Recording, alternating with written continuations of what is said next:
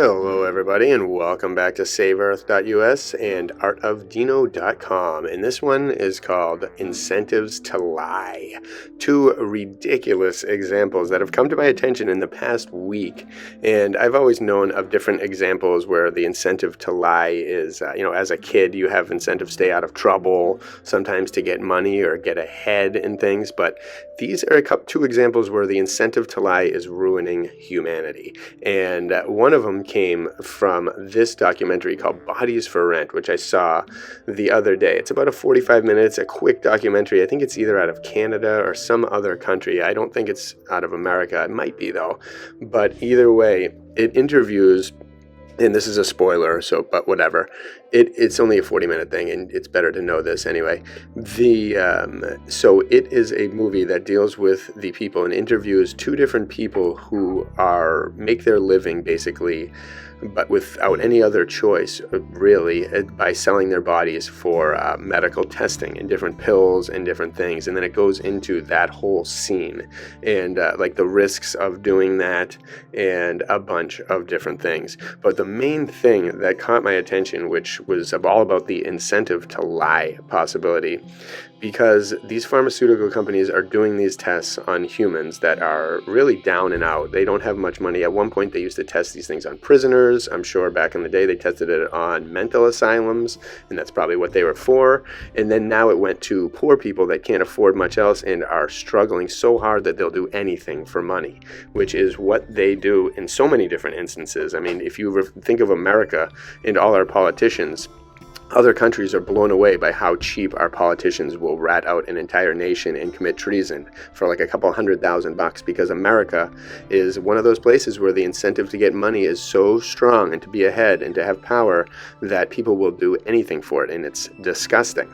And so sadly, these people that are really down and out, and these were the two guys from the movie, they'll go and experiment on their own bodies without worrying about what will happen next because they need the money in order to survive. They have no family to back them up with. They're just kind of lost, it seems like, and they're struggling, and this is their only option, really.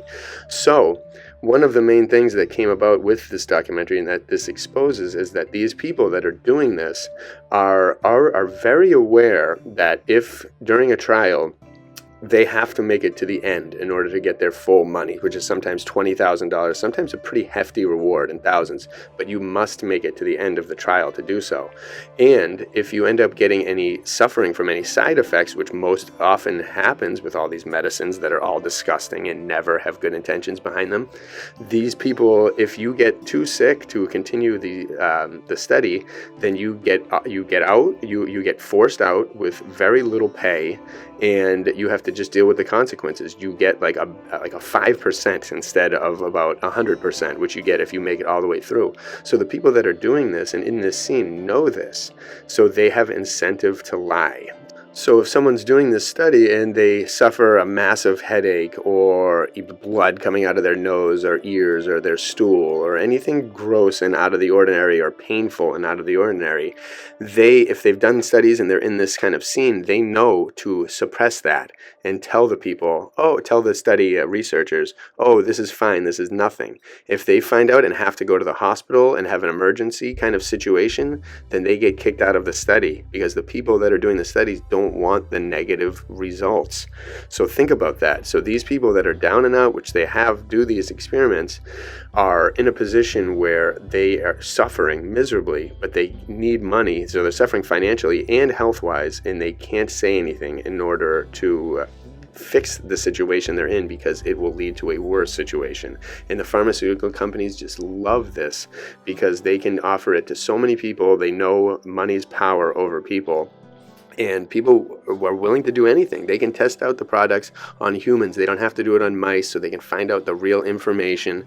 They can exclude what they want, exclude who they want, and they can control these things so that when these pills and these medicines and stuff hit the market, the research is completely swayed to the point where the side effects are not as accurate as they should be, and all the risks are also not as accurate as they should be. So everybody suffers.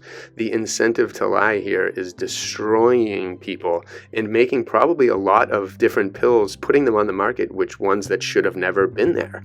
They are getting on the market because of faulty research and this little trick. And again, the incentive to lie. It's massive. It's everywhere. It's probably millions of different incentive to lie things out there in America alone, because that's what it's for. They know that once money is so powerful and the root of all evil, because it can control people easily. And it's just paper. It's nothing. It's material nothing. It's not worth a thing. You can't eat it. It's useless. But it can control all these people and makes people do terrible things that they would never even conceive of doing, but they have to in order to survive and in order to make the money. So again, this is just another nasty avenue of the health and medical big pharma industry that I'd never heard about. So I wanted to bring it up to you all, to make you all aware of it as well. And everyone that I've talked to in person that I mention this to and tell them about it, they're like, up figures. They're like, oh, of course, obviously, because no one has any trust in the medical industry. It's disgusting, except the people that are really being destroyed by it. They seem to have the most trust somehow, but that's a whole nother story. So here we go. The other incentive to lie. Now, this came about when I was talking at a family party on Easter to some friends who are in the construction industry. And they were telling me about this because I was like, I'm kind of curious. Like, how often do you guys come across things? Because every time I see a construction site in Massachusetts, I'm always like looking around to see if I can see anything from the car, or I'll sometimes stop and dig around or sift through. If I'm at the beach, I'm always looking for rocks. So I love looking for things everywhere. And so I was asking them, hey, like what happens if you guys come across stuff, and have you ever found anything cool in your construction sites? And their answer was pretty ridiculous. So this site that I'm showing here is called Construction Dive, and it tells the official protocol for what you're supposed to do if you come across things. And it has different facts here. Like in 2013, over 135,000 items were examined for their historical merit that were found during construction sites, and that's just in one part of, or just in the country, in America alone. Imagine all the other countries out around the world that are constantly doing this too, and have even more corrupt governments, or slightly less, but still corrupt. But either way, so digging up delays, how to handle unexpected archaeological finds on the job site. And let me put a question to you guys. What do you think most companies do, most construction companies, if they encounter something, they got this massive project, all of a sudden, boom, they've smashed into something historical, some type of relic. What do you think they do? Do you think they do follow the official protocol, or do you think they do what's best for them and what's best for money and maximizing the happiness of the people that put the money out into the world for these projects? So I think you guessed it. They do what is best for the money and to keep the project going, and they do not care about the historical delays. Because if you've got someone that's paying a lot of money for a job to be done, do you think they're going to be happy if you tell them, oh, sorry, this is going to be delayed now about another 6 months because it's now a historical site because we found a bottle, or we found a chest of something, or an artwork? So they don't. These people, my friends and whatnot, were saying that they come across stuff all the time. They found regular things like bottles, and sometimes they'll save them, or like watches, or different kind of little kind of like signs or pieces of things, or articles of clothing. They said one time one of them found a whole collection of shoes, like hundreds of different shoes that were buried. And so sometimes they'll find bones and different things. But also keep in mind too that they mentioned to me, like out of all the stuff, they're digging with these heavy excavators and these big things that have these really big troughs full of stuff. It's not just like they're digging with shovels where you can see what is in every single scoop that you make. They're digging huge amounts of stuff with a huge amount of unseen things in their bulk, in their payload. So if one just happens to pop to the surface and they happen to see it, then they'll be like, oh, let's take a look at that. But no one's doing that. No one's looking for it because it's going to slow them down. Incentive to lie.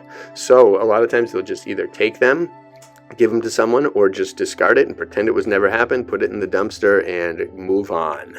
And history continues to not be as accurate as it should.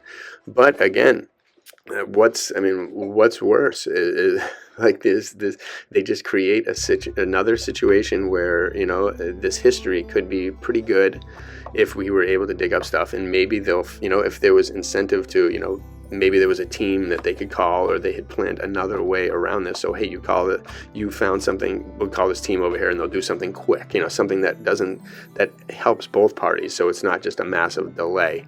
But they don't do that. They do what they kind of do this, and they put it on the honor system for people to put things out there. But 2013, they're finding 135,000 historical objects that need to be federally registered. Imagine what they found before that in every single year since.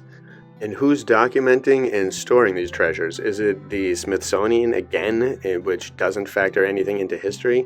So this is where, again, all these problems lie, as they're trustworthy and their incentive to lie. I'm sure the Smithsonian gets incentive to lie. They all do. They hide their true thing. They get to be in the club of knowing, while everyone else is just believing crap. And so there's incentive all over the place to do this. And we are the ones that struggle, because we miss out on history. We miss out on all of these different treasures that we could be seeing. They should be putting them into a federal kind of catalog, so that people can see them, put them online, put in the digital collections. Look, we found this here, we found that there. That way people can piece it together. They claim to love all this information technology, but they use it against us. They don't use it for us to help us, or humanity, exceed and be better than it was. They don't do that at all. They have, again, incentive to keep us down. And I wonder what that is, because it's probably beyond money. It's hate or evil or something.